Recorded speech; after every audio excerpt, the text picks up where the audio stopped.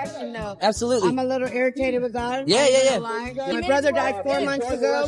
I watched him take his last breath, and my father died 2 weeks ago. So where is God in all this?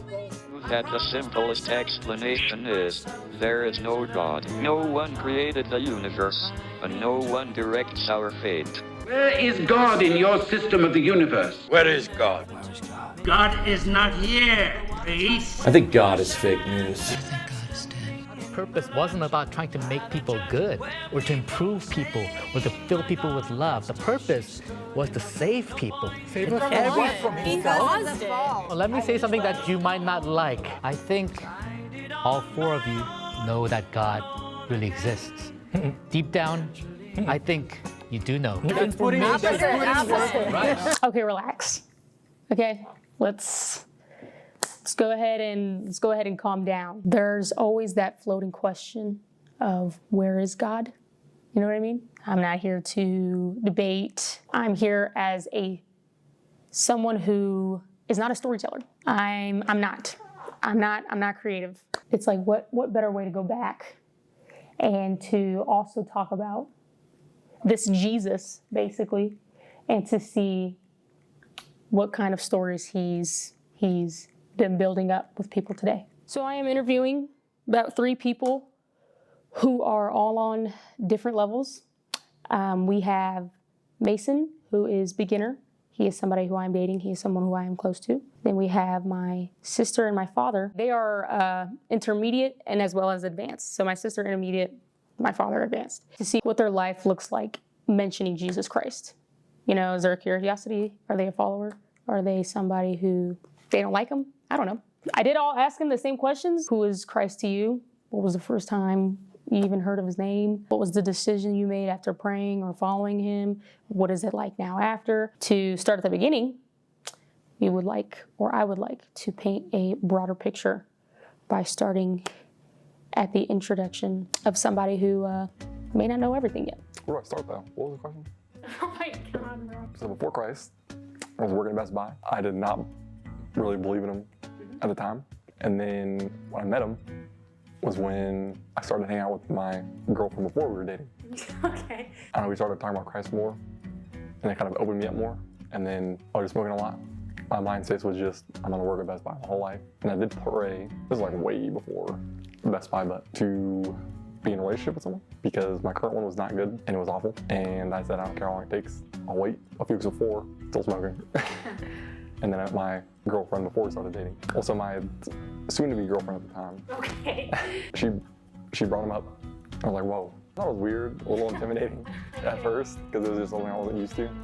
I didn't grow up going to church or anything, so I mean, before I go to bed, typically I just pray and talk to God before I go to bed, and I wake up feeling refreshed every morning and talk about him about things he'll remind me later on sometimes. Oh, wow. Things like Best Buy, like there's some customers that come in, I don't know how I remember them, but there's like small words they'll say, and I'll like remember like basically the whole order that goes through, or with my girlfriend, I'll remember things that she likes.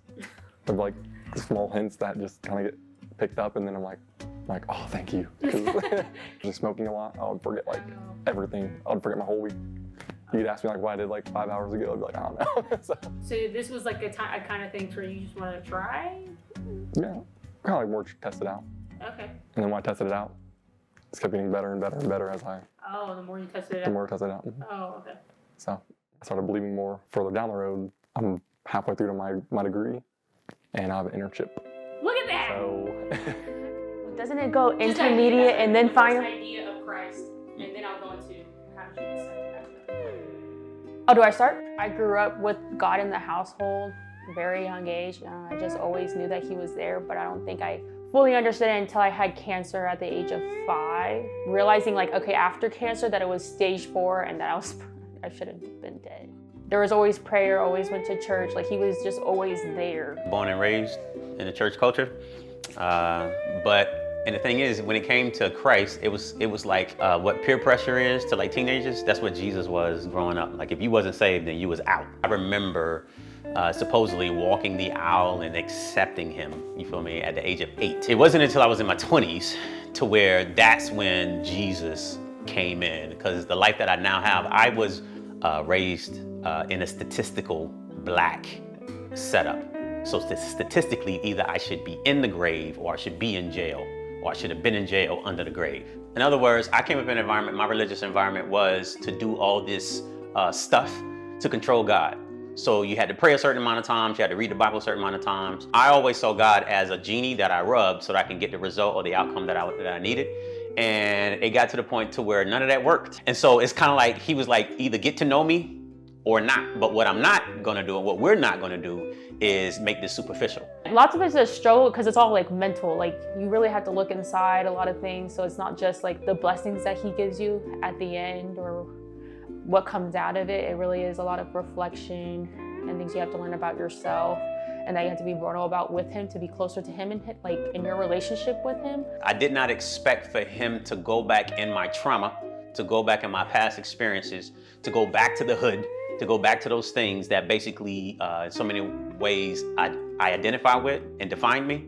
I didn't expect for him to want those things. I didn't think the God of my salvation would want me to be restored whole. What misconception that you believe would you like to eradicate to answer the fact that God is here? He is in the suffering. In other words, everybody doesn't like suffering, but that's not true. If you think about it, you couldn't enjoy half the things you have or see without suffering. But in order for a baby chick to even emerge out of a shell, there has to be suffering. We say we don't like suffering, but there's nothing that's worth even having. My marriage, I've been married for 20 some odd years, going on 30.